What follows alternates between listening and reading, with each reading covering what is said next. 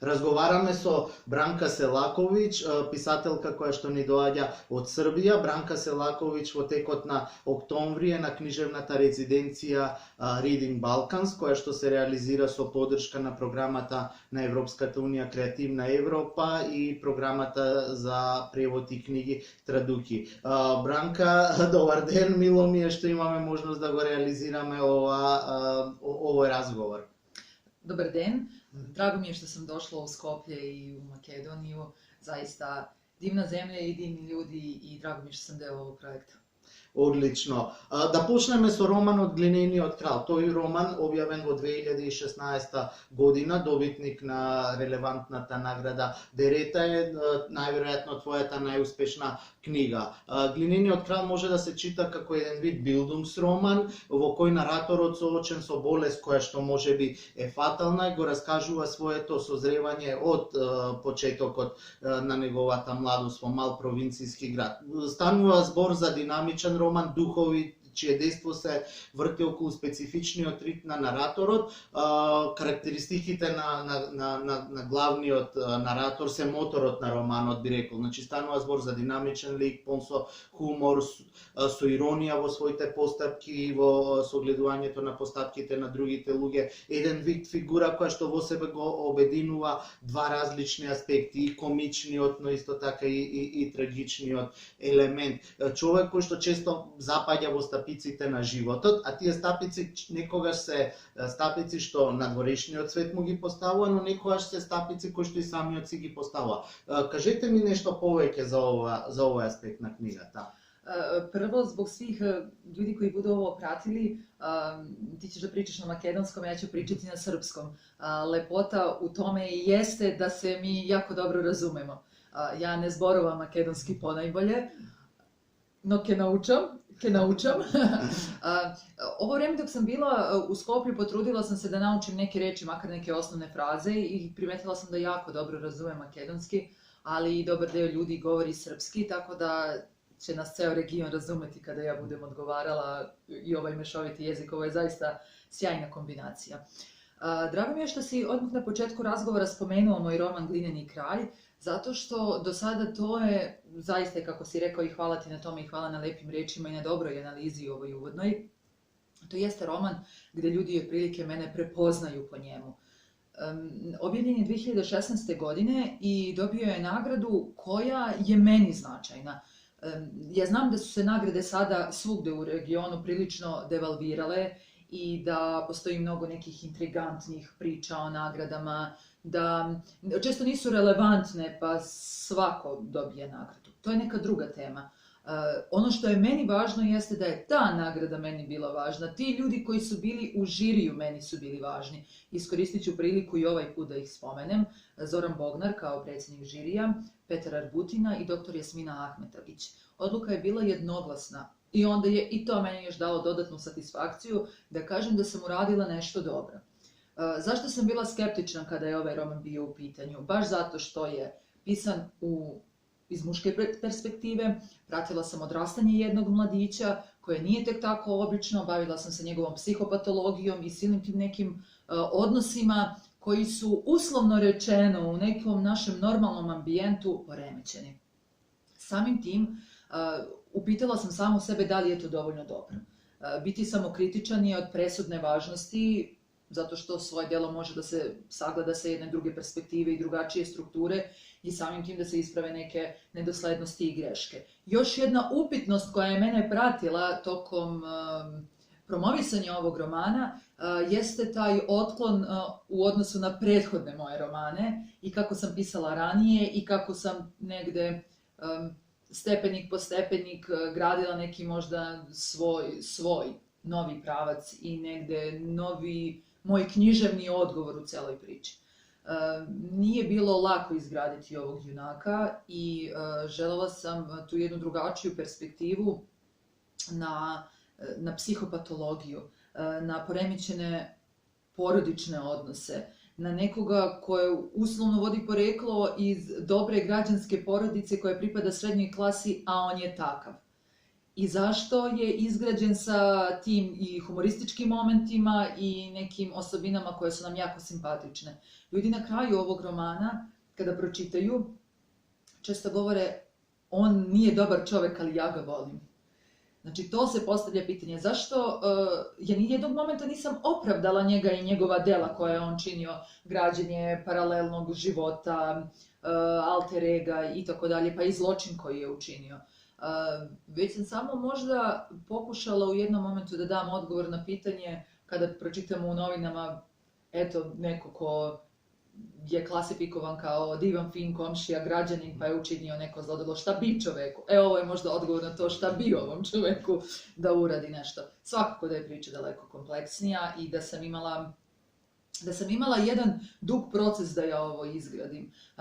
Da to bude merodavno, da ima težinu, da bude kompleksno, da ne bude tek onako prepričana priča kako to jedna osoba vidi da raste muškarac i sa kakvim se problemima on suočava od ranog detinjstva do zrele dobi. Možda mogu da kažem sada sa ove vremenske distance i posle niza kritika i književnih večeri i razgovora sa publikom, sa čitaocima, da su se svi složili u jednoj stvari, da on jeste dopadljiv, da oni ne opravdavaju pojavu njegovu kao da zapravo on je antiheroj, ali da verodostojno donosi priču o životu jednog muškarca. Samim tim i kao nekih podslojeva, znači išla sam u dubinu i malo se bavila i psihopatologijom, porodičnim odnosima, ali i u celokupnom društvenom kontekstu na Balkanu, posebno u Srbiji. Главниот наратор и лик е многу важен и многу интересен и мислам дека само после првите неколку страници многу лесно се постигнува луѓето да се идентификуваат со него во смисла да го имаат овој елемент, тој да прави некои работи кои што етички не се оправдливи, но тоа не значи дека тие не сакаат да се идентификуваат со него, со неговиот шарм, привлечност, со тоа што прави. Но она што е најинтересно е, мислам дека и тоа е суштината на начинот на кој што овој роман ги заведува читателите, е тоа што мислам дека си ти уметник на градењето ликови. Покрај главниот лик, речиси секој од ликовите кои што е спомнат во романот освојува, заведува, интересен е, без разлика дали е портретиран со неколку гестови, со неколку реченици, со неколку ситуации. Може само да се појави нам и да трае неколку страници во книгата или да постои во рамки на целата книга, ликовите се мокни и живи, дури и филмски живи, како со едноставно да ги гледаме пред нас. Дали мислиш дека ликот е еден од основните зачини на добрата проза? Благодарам na svim tim lepim rečima i hvala ti što si tako temeljan čitalac i što si pročitao sve u detalje i što si uspeo da negde približiš sebi i njegov život i njegov lik i šta sam ja to zapravo htjela da kažem. Ja se bavim uvek detaljima. To nekada može da bude greška, posebno kod mladih pisaca, posebno kod mene kada sam bila mlada, kada sam objavila taj prvi roman koji se zove Narcis i bojanje crno u 20. godini. Sve što znamo mi želimo da pretočimo na papir i želimo da stavimo na papir i da pokažemo šta smo mi to sve naučili, kako smo obrazovani, koliko smo talentovani. Ja sam pokušala da u ovoj knjizi toga nemam, da budem što jednostavnija, to jeste da pogodim u metu bez obzira šta ću okolo propustiti. Ali i pored svega toga, ti sporedni likovi su, lepo si primetio, jako važni. Sad malo je nezahvalna perspektiva da ja moram sada da pohvalim sebe, da pričam o celoj toj proceduri kako sam ja sad gradila likove i kako su oni divni i taj glavni lik i sporedni, ali mislim da on ne bi bio verodostojan prosto da nisam izgradila te neke sporedne likove okolo i u kontekstu njih mi možemo zapravo da vidimo njega i da ocenimo koliko je on moralno dobar čovek ili nije dobar čovek. Hvala ti na tim komplimentima da oni jesu kompleksni i jesu bitni za priču i možda je to negde moja veština koju želim da razvijam, da ogolim, da u 2 rečenice ili 3 rečenice, mislim to su majstori, to je zanatska veština, da u 2 rečenice ili jednoj rečenici imaš toliko slojeva da je to maltene roman. Kada Да, neko uspe да тако формира. А до таа комплексност, она што особено мене ми се допаѓа, што се стигнува на едноставен, на еден концизен начин. Да. Ja sam se potrudila, malo kao moj junak, je da se uživljavam, pa sve počinjem sa ja, kao i ono ostalom. Trudila sam se da dobro izučim pre svega psihologiju muškarca. Potpuno je drugačija perspektiva kada ja posmatram i jesam ga na osnovu toga i gradila. Muškarce mog detinjstva, prijatelje, oca i tako dalje. Ali je potpuno drugačije kada se pročita stručna literatura koja se bavi odrastanjem i životom jednog dečaka. Stručna literatura, dokumentarni filmovi, razgovori sa psiholozima i psihoterapeutima, kako na verodostojan način to izgraditi. Biohemijski, ja kao devojčica, kasnije devojka i žena, se razlikujem od muškarca, ali u društvenom kontekstu mi prolazimo neke stvari isto. Meni, iako sam na početku mislila da će mi biti teško, uopšte mi nije bilo teško da se uživim. I to nema nikakve veze sa ambijentom odrastanja, možda malo, ali muška priroda i taj muški duh i muške potrebe i sve to mislim da može jako dobro da se sagleda. I malo se govori, generalno, malo se govori o ženama koje pišu o muškarcima u muškom licu, a ima ih zaista nekoliko. Dok se mnogo češće ističe to kako je jedan muškarac mogao da opiše ženu, ženska osjećanja, događaje, sve iz ženske perspektive. To se mnogo lakše prihvata i mnogo se češće spominje nego kada žena piše o muškarcu, posebno o seksualnosti. Zašto je to taka spоред tebe? Pa zaista ne znam. Mislim, sa jedne strane zaista ne znam, sa druge strane možemo mi da se bunimo ili da se ne bunimo, ili već što god da govorimo, ali mi živimo u muškom svetu. I to je tako kroz istoriju. Žene su se izborile, ali ta borba i dalje traje za određena prava, za određen status. I ono što sam neretko osjetila na svojoj koži, kao i neke moje koleginice, jeste da nam ne poveruju u naš talenat, da nam ne poveruju u verodostojnost dela, da bivamo skrajnute kada su u pitanju priznanja, kada je u pitanju verovanje u ono što smo napisale. Nije to tako uvek, ali mnoge su to prošle i ja sam doživjela pitanje kada se pojavio ovaj roman, a šta će ti muž reći na sve ovo? Ovo je sad jedan upliv privatnosti, samo zbog toga što ljudi tako pristupaju. Šta će ti reći muž, partner, otac, šta će ti reći komšija, pa ti se baviš seksualnošću muškaraca, pa kako ti to znaš i tako dalje. Prosto ljudi kao da nisu navikli da žene mogu da pišu podjednako dobro ili da rade bilo šta podjednako dobro. Pa и болje. Секако важен е пристапот кон ликот и изнаењето за ликот, а полот тука не ја одреди улогата за талентиран и за добар писател. Talenat, obrazovanje, rad, dobra priprema teme, koncept i tako dalje, i pored svega toga, ovo nije savršeno delo, i pored svega toga, sada sa neke vremenske distance od 4-5 godina, ja bih nešto ogulila možda još jedan sloj i bila još jednostavnija u izrazu. Za mene je to bio izazov biti jednostavan u izrazu, jer ja nisam takva. Nisam jednostavna u pisanju. Тоа успеваш да го постигнеш во романот и затоа практично, иако е тоа фраза, романот се чита во еден здив. Едноставно, романот истекува пред лицето на читателот како еден брз и интензивен road movie. Roman jeste dinamičan i junak je dinamičan i vodi takva priča, ali sad samo zanatski posmatram. Zanatski je to drugačiji roman od prethodnih mojih dela, kao i od priča od kojih sada pišem.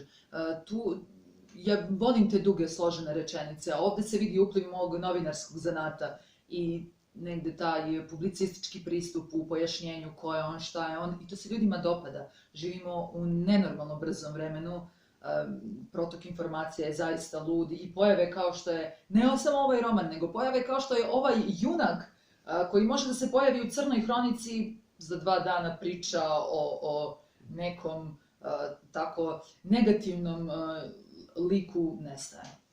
Во врска со ово имам уште едно прашање. Нараторот на романот има еден вид двоен идентитет. Неговиот и идентитетот на неговото алтер его, Иван Седлар. Тие 2 идентитети се разликуваат еден од друг. Може би не се спротивни, но на моменти се разликуваат, се разбира, на моменти се допираат. Во тој контекст, романот може да се чити како роман за прашањето за идентитетот, неговото градење, разградување и распарчување. Се вели дека во овој роман вие меѓу другото ја преиспитувате идејата за успехот, покажувајќи дека опортунизмот, проследен од избегнувањето на личната одговорност, неизбежно води кон нереализираност која својот резултат го наоѓа во злосторството. Ајде повеќе малку за овој аспект, за неизбежноста на злосторството што тој го извршува во книгата. On je podvojena ličnost, to smo sada čuli i iz vašeg pitanja, iz svog pitanja. On je podvojena ličnost i kao takav ja sam se trudila da paralelno pratim tu njegovu borbu. On, kao osoba koju svi poznaju kao nekog iole finog sina ili komšiju muža, ima paralelni život i ima taj svoj alter ego koji je imenovan, znači ne znamo kako se zove nosilac alter ega, ali alter ego ima ime i zove se Ivan Sedlar. On je jako dobro osmislio, kao i svi ljudi koji imaju takav stepen inteligencije, ali vrlo niska moralna načela, on je jako dobro izgradio svoj život na dobrim temeljima i dobro je izgradio taj svoj alter ego da njime može da manevriše i da obmanjuje, zavodi ljude, da kalkuliše, da falsifikuje svoj sopstveni život, diplome i sve što se da izgradi svet u kojem on misli da bi tako trebao da živi i da se svi ophode prema njemu. Toga vodi u zločin.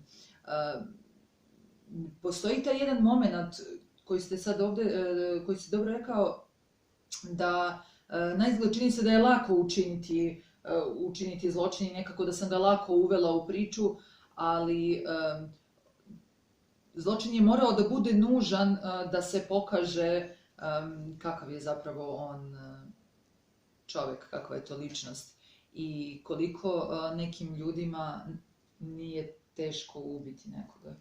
I da ljudski život u kontekstu pa i čitavog sveta ne znači ništa. To sad može da bude i otvaranje nekih etičkih pitanja, pa i filozofskih pitanja, ako posmatramo svoj sopstveni život iz svoje perspektive, iz perspektive naših sagovornika, prijatelja i bliskih ljudi, mi smo od velikog značaja, prvo sebi pa i njima. Ali kada posmatramo jedan ljudski život, naš sopstveni ljudski život u kontekstu istorije i svemira, mi smo ništa. I on je neko ko je to onako negde surovo posmatra, da je samo on taj koji je važan, a da svi ostali, pa i smrt, treba da dođe kada on to kaže i šta on to uradi. I da će on sve to da sprovede. Jedini moment koji zapravo njega negde opravdava kod čitatelja jeste taj moment kada on dobija, uslovno rečeno, tu bolest i tu kaznu, a čovjek bi osetio da je bolest ili kazna da je jedna vrsta katarze koja dođe pa da se preispituje čovjek šta je to uradio, gde je zgrešio.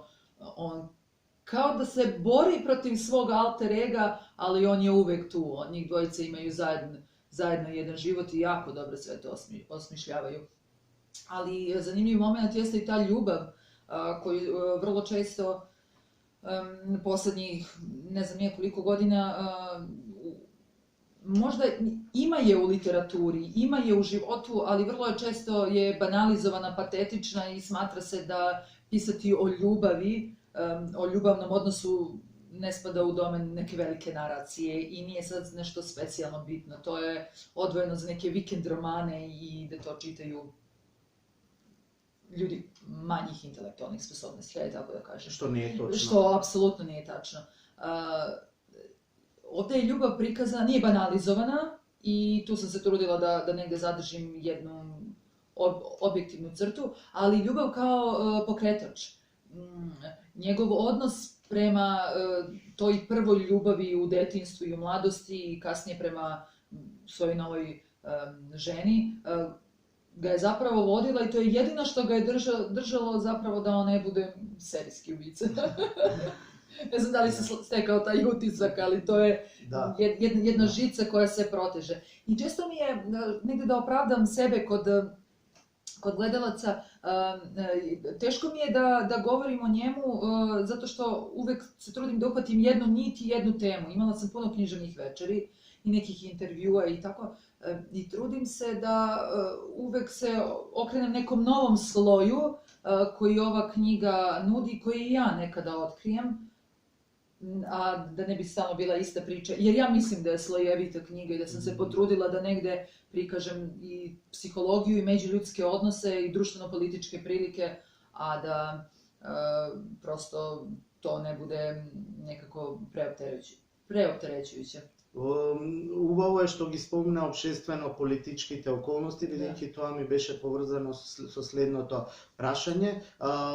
Романот е интересна и од гледна точка на обшествено-политичките околности и времето во кое што е усидрен. Станува збор за преломно време, еден систем, едно политичко управување, една држава во крајна линија се распаѓа и се создава некоја друга држава во кој што системот на вредности и обшествено уредување, сваќањето на начинот на живот драстично се менува. Во книгата тој премине убаво направен преку новиот живот што почнува да го живее ликот кога ќе се пресели од малото градче од натрешноста, ќе се пресели во Белград. И тука мислам дека даваш многу интересна слика на Србија од почетокот на 90-тите години, можеби еден од проблематичниот и најфрагилниот период од историјата на Србија во целиот 20 век.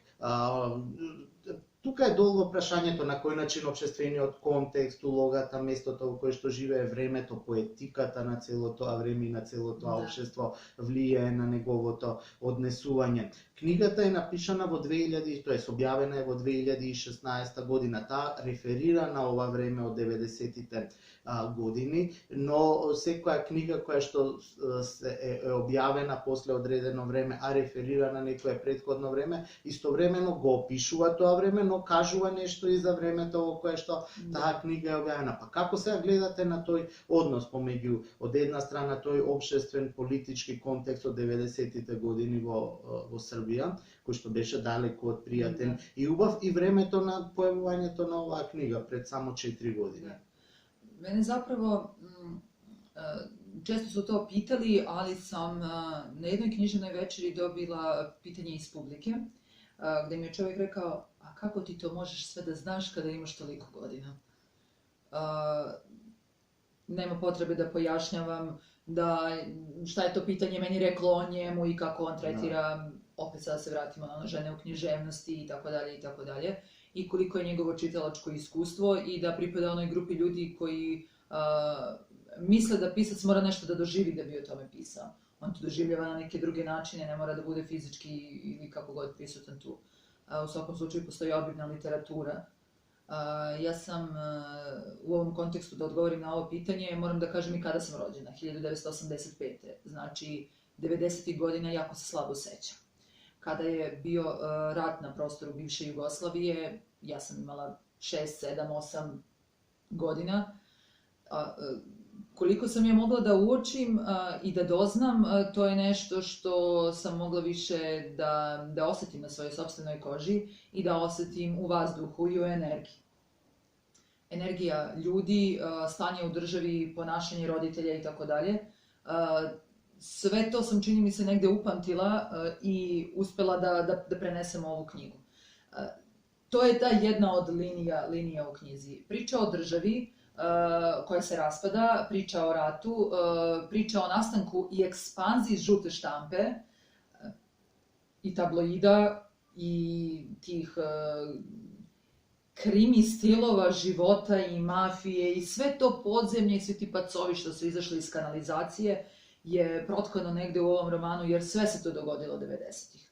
Postojalo je to i ranije, ali u potpuno drugačijem sistemu, drugačije obojeno i ne tako vidljivo, 90-ih u Srbiji, u Beogradu, to je doživjelo ekspanziju.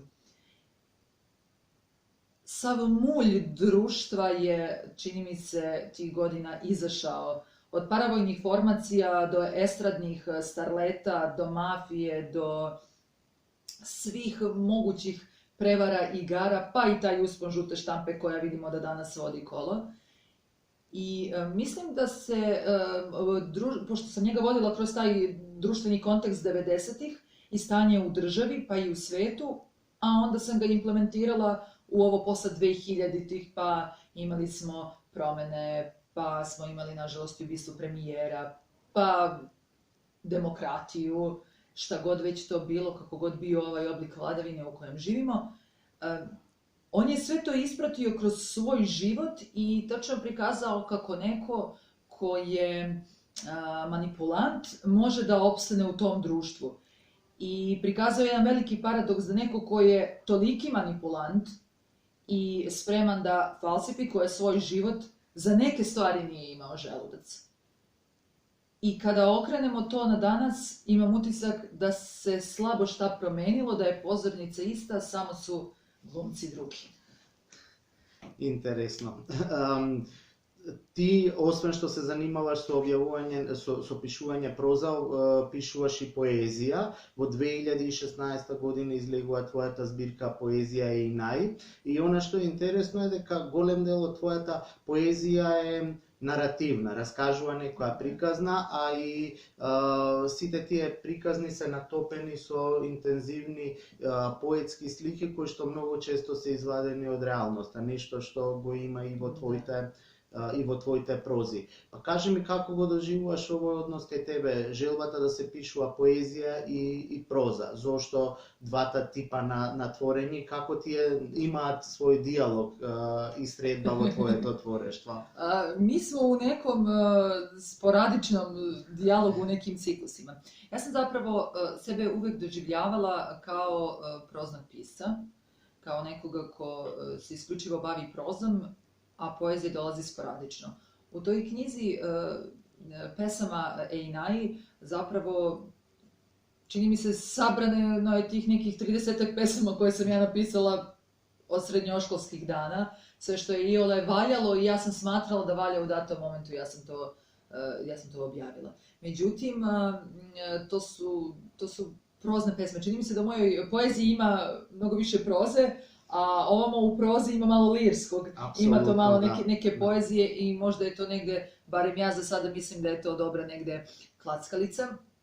Ono što moram da kažem da me je vrlo prijatno iznenadilo za vreme ovog boravka u Makedoniji, zapravo pre nekoliko meseci 3 moje pesme su prevedene na makedonski jezik i objavljene na jednom portalu i sada za vreme boravka u Makedoniji sam dobila ponudu od tog portala da te pesme svrstaju u nekakvu antologiju pesnika mladih sa Balkana i tako dalje, gde sam ja bila vrlo lepo i pozitivno iznenađenja da me neko vidi kao pesnika, jer sebe ne doživljavam tako, ne znam da li ću ikada više objaviti knjigu poezije, verovatno hoću, ali to će da bude za nekih 10 godina ako napišem neku pesmu, znači imam samo, van ove knjige imam možda još 4-5 pesama koje su dostupne za javnost, ja ne pišem tako često poeziju, ali je ona mnogo intimnija. Svaka pesma je zapravo nešto što je jedan otkucaj, jedan dah koji čovek oseti i ima potrebu da se kao pesničko biće izrazi. Ona je mnogo intimnija i samim tim možda sam ja negde osetljivija da pokažem tu svoju stranu ili neko to intimno razmišljanje u javnosti. Tako da. Во секој случај, впечатокот е дека тие две форми на творење се преплетуваат и се надополнуваат. Разговорот го водиме во твојот резиденцијален стан во Скопје, затоа што во текот на октомври си на книжевна резиденција во рамки на програмот Reading Balkans во Скопје, Македонија. Па кажи ми како овој твој резиденцијален престој тука во Скопје, Македонија влијаеше на твоето пишување, бидејќи една од целите на овие резиденцијални престои е авторите да имаат можност и време целосно да се посветат на своето творештво, но од друга страна малку да го истражуваат културниот контекст, општо начинот на живот, градот во кој што се наоѓаат. Дали на некој начин Скопје и поширокиот контекст на твоето живење во октомври нешто влијаеше за начинот на кој што пишуваш и книгата на која што моментално работиш, збирка раскази станува збор. Da, kada sam predala plan i aplicirala za ovaj projekat, ja sam imala želju da radim na knjizi priča. Dugo nisam pisala priče, dugo sam u ovim negde dužim tekstovima i romanima, i onda sam želela da se iskažem i kroz priče i da se bavim nekim temama o kojima lično možda želim da se izborim i da ih analiziram, a to su takođe psihopatologije, ali i porodičnih odnosa, roditelji, gubitak dece i tako dalje. To možda deluje sve jako strašno i da je smrt tamna, međutim, za mene se čini da to baš nije tako. I sad spominjem smrt i spominjem Skoplje i spominjem sve to zato što sam u međuvremenu, pre nego što sam došla, ja zapravo, čini mi se, negde privela knjigu kraju, i kada sam došla u Skoplje, ja sam je finiširala. Tako da, sve sam ovo ispričala da bi sada poentirala, ja sam knjigu ovde u Skoplju završila. Za vreme mog rezidencijalnog boravka napisala sam poslednju priču i uspela sam sve to da uklopim u jednu celinu, i čini mi se da je taj neki dobar duh Skoplja meni zaista prijao. Uživala sam u arhitekturi grada, uživala sam u umetnosti, uživala sam u šetnjama, vreme je bilo sjajno, muzeji, galerije, ljudi, dobra hrana, zaista sve mi je toliko prijalo i toliko mi je značilo, i kao pisac volim da se izmestim. Ja negde sam, kao i svi umetnici, smo podeljena ličnost. Mi sada razgovaramo o ovome i ja delujem i komunikativna i govorljiva, a sa druge strane sam vrlo zatvorena osoba, želim da samo provodim vreme u svom stanu, za svojim radnim stolom, da radim i da nemam nikakvih nešto specijalno spoljnih upliva. I onda kada se okrene ta druga ličnost, a druga ličnost je avanturista, dinamična, volim da putujem, da upoznajem ljude. Tako da sam ovde u Skoplju mogla da delim sebe na ta dva dela, da imam mir stvaranja, da uživam u tišini nekih biblioteka i parkova, kao i ovog stana gde sam smeštena, a isto tako da se susretnem sa kolegama, da razmenjujemo iskustva i da upoznam neke nove ljude. Tako da je Skoplje negde bilo u ovom momentu, u ovom mesecu oktobru, možda i moje ogledalo. Одлично. Бранка, ти благодарам многу за овој разговор. Се надевам на нови идни средби помеѓу твоето творештво и македонската литература и литературата напишана на македонски јазик, бидејќи нели што би било уметност и литературата доколку не постои тој диалог и пресекување на културите. Hvala još jednom što ste me pozvali i što ste bili divni domaćini.